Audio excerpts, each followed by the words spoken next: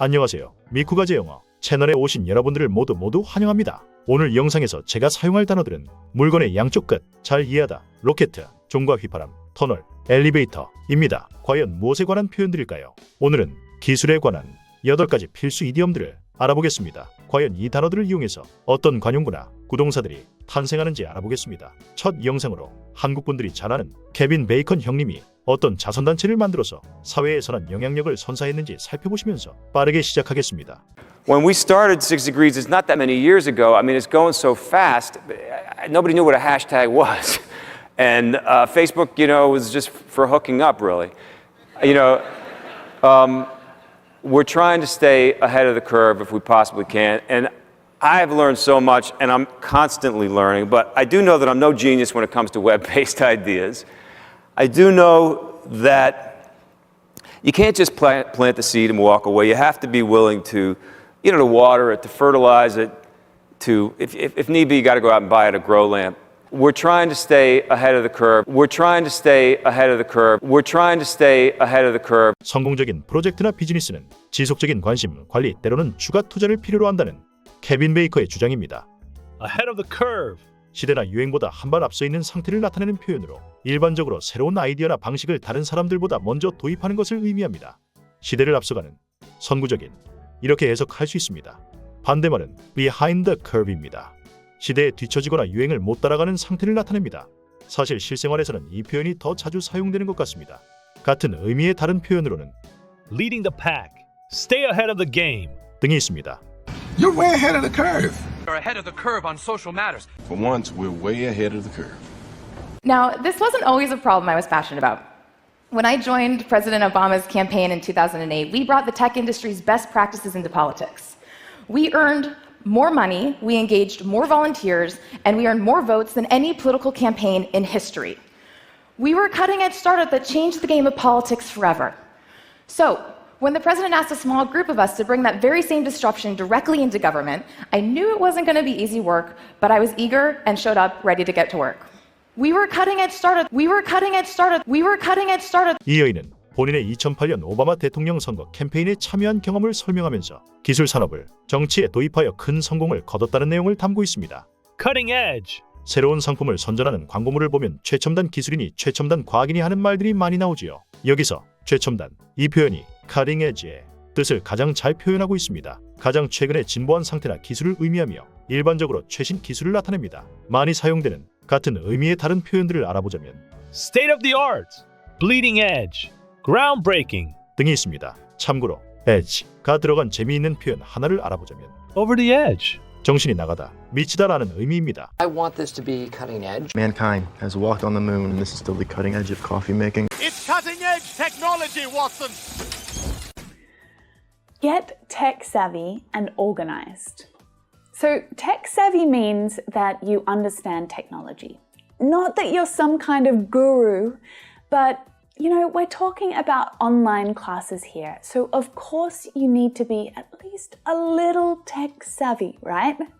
If you've never joined an online class before, you need to spend some time understanding the software that you need to use to connect.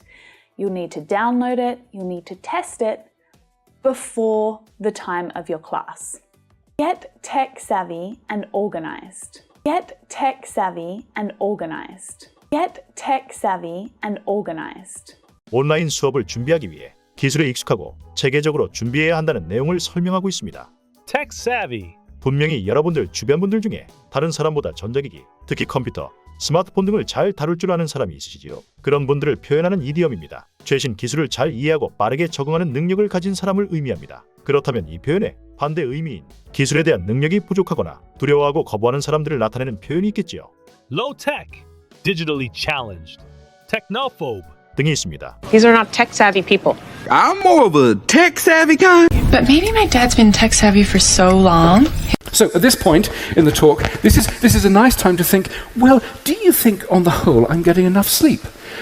So quick show of hands. Who feels that they're getting enough sleep here? Oh, well, that's pretty impressive. Good, we'll talk more about that later, about what your tips. So most of us, of course, Ask the question, well, how do I know whether I'm getting enough sleep? Well, it's not rocket science. If you need an alarm clock to get you out of bed in the morning, if you are taking a long time to get up, if you need lots of stimulants, if you're grumpy, if you're irritable, if you're told by your work colleagues that you're looking tired and irritable, chances are you are sleep deprived. Listen to them. Listen to yourself. What do you do? It's not rocket science. If it's not rocket science. If it's not rocket science. If 영국식 영어를 소개합니다. 신경과학자인 러셀 포스트는 청중에게 충분한 수면을 취하고 있는지 질문하고 충분한 수면을 취하지 못하고 있다는 징후들을 설명합니다.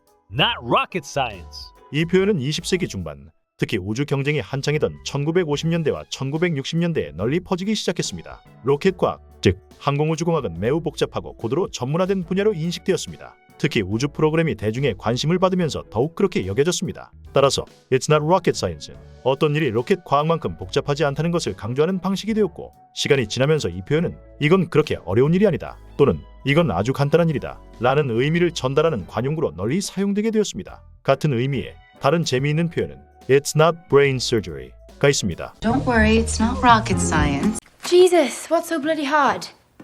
Pick up, put down. It's not rocket science. Call or apologize. It's not rocket science. Step 2. Know where the anomalies are.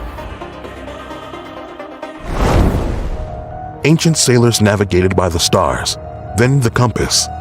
And today we have GPS equipment. But in the Bermuda Triangle, ships and planes have reported their compasses going on the fritz. In one area, magnetic anomalies make compasses point to true north instead of the magnetic North Pole. Even Christopher Columbus noted it in his log back in 1492. So know where it might happen, and have a plan to navigate safely despite inaccurate readings. They've reported their compasses going on the fritz. They've reported their compasses going on the fritz. They've reported their compasses going on the fritz. 버뮤다 삼각지대처럼 항해 중 발생할 수 있는 이상 현상을 파악하고 그에 대비하는 것이 중요하다는 내용을 설명하고 있습니다. On the fritz. 주로 기계나 전자기기가 제대로 작동하지 않을 때 사용됩니다. 비격식적인 표현이므로 주로 일상 대화에서 사용됩니다. 고장난, 상태가 마시간, 이렇게 해석 가능합니다. 같은 의미의 다른 표현으로는 On the blink. Acting up. Busted. 등이 있습니다. Hey, Dad. The Christmas lights are on the fritz again. Pipe still on the fritz? Toilet on the fritz. It's the same concept, but with lots of bells and whistles. It's the same idea, it works the same way, but with extra things. Bells and whistles is an idiom. This means extra things, things you don't necessarily need, but some people might want. For example, a toaster. I bought a toaster recently for my family. We hadn't had one before, and I couldn't decide, did I just want something very basic and simple, or did I want one with more bells and whistles like a digital clock? I went with the simple one. Or did I want one with more bells and whistles? Or did I want one with more bells and whistles? 이디엄의 의미를 설명하며 추가적인 기능들이 꼭 필요하지는 않지만 일부 사람들에게는 유용할 수 있다는 것을 토스터기 예시를 통해 구체적으로 설명하고 있습니다. Bells and whistles. 이 표현의 기원은 정확하게 알려진 것은 없지만 일반적으로 전통적으로 선실의 장식과 함께 배에 장착되었던 벨과 휘슬에서 비롯되었다고 합니다. 실제로 벨과 휘슬은 필요 없지만 있으면 좀 더 보기는 좋겠죠. 필요하지는 않으나 있으면 편리한 것, 또는 추가 기능을 의미합니다. 문장을 예로 들어 설명하자면 Do we really need all these bells and whistles? 우리가 정말 이 모든 화려한 장식들이 필요할까? 라는 의미입니다. It's all about doing a good show without all the bells and whistles. Too many bells and whistles. She wouldn't be comfortable with all these bells and whistles. Life is pretty amazing. But sometimes it doesn't feel so amazing. Honestly, there's lots of crazy things that are going on in the world all the time.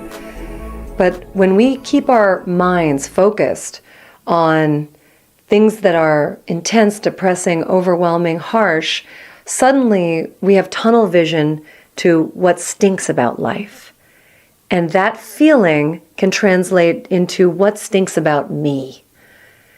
When we are coming from that place, it's very hard to tap into our personal awesomeness. We have tunnel vision to what stinks about life. We have tunnel vision to what stinks about life. 삶의 긍정적인 면을 보지 못하고 부정적인 감정에 집중하면 자기 의심으로 이어져 자신의 강점과 능력을 발휘하기 어려워진다고 말하고 있습니다. Tunnel vision. 어두운 터널을 빠르게 지날 때 중심부는 잘 보이지만 주변부는 거의 보이지 않는 것을 빗댄 표현이랍니다. 원래는 시각 장애를 설명하는 안과 용어였지만 비유적으로 뭔가에 너무 집중한 나머지 더 중요한 맥락을 잃어버리는 것을 가리키는 표현으로도 쓰입니다. 일상생활에서도 비유적으로 많이 사용되는 표현이지요. 제한된 관점, 또는 편협한 시각으로 해석하면 좋습니다. 문장으로 예를 들자면 The South Korean president's tunnel vision on history only brings shame to the citizens. 대한민국 대통령의 편협한 역사 시각 때문에 국민들은 수치스러울 뿐이다 라는 의미입니다. Okay, maybe I do have a touch of tunnel vision this holiday season. And I have severe tunnel vision about achieving my goals. No, we forget everything. We get tunnel vision. So, we all have that person in our lives who seems to be connected to everyone. You know, that person with the perfect elevator pitch, that person who knows how to work a room, that person who keeps winning friends and influencing people, that person who never eats alone, that person who's the quintessential networker. Don't you just hate them? I mean, you don't hate them outright, but you probably hate that somehow networking and making connections, it seems so easy to them, and every time you try, you just feel like that sleazy weirdo pushing business cards in everyone's hand.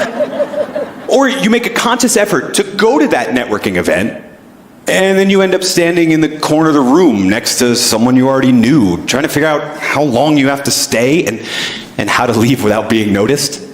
That person with the perfect elevator pitch, that person with the perfect elevator pitch, that person with the perfect elevator pitch. 오늘의 마지막 영상이군요. 네트워킹에 능숙한 사람과 그렇지 않은 사람의 차이를 유머러스하게 묘사하며 네트워킹의 어려움에 대한 공감과 부러움을 나타냅니다. Elevator pitch. 엘리베이터를 타고서부터 내릴 때까지 약 60초 이내의 시간이 있잖아요. 이 짧은 시간 안에 듣는 이의 마음을 사로잡을 수 있어야 한다는 뜻을 내포하고 있는데 간결한 설명으로 해석하면 좋습니다. 문장으로 예를 들자면 Having a compelling elevator pitch ready is essential to capture investors' attention quickly. 매력적인 엘리베이터 피치를 준비하는 것은 투자자들의 관심을 빠르게 끌기 위해 필수적이다 라고 해석하면 너무 좋습니다. The elevator pitch had him drooling. Here's a rundown of mine, the elevator pitch, if you will. Craig, give me the elevator pitch. Okay. 수고 많으셨습니다. 영상에 사용된 영어 원문과 한글 해석은 고정 댓글란에 PDF 파일로 제공됨과 동시에 언제 어디서나 복습이 가능하시도록 MP3 파일도 올려놓겠습니다. 여러분들의 영어 공부에 조금이나마 도움이 된다면 정말 좋겠습니다. 다음 시간까지 평안하시기를. 좋아요, 구독은 사랑 중에 사랑입니다.